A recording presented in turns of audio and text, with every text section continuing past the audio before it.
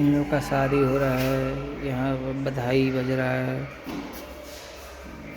बहुत अच्छा चीज़ है। यहाँ पर देखिए इनका पिताजी मिथिला पेंटिंग बना रहा है, यहाँ पर दादी माँ मिथिला पेंटिंग बना रहे हैं, यहाँ पर बच्चा एक पढ़ रहा है, एक खेल रहा है, यहाँ पर सभी खाना बना रहा है।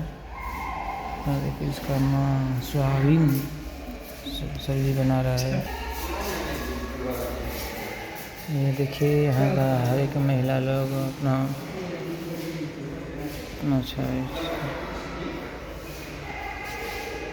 अच्छा लगे तो वायरल और पोस्ट शेयर ज़रूर कीजिए, कमेंट में बताइए।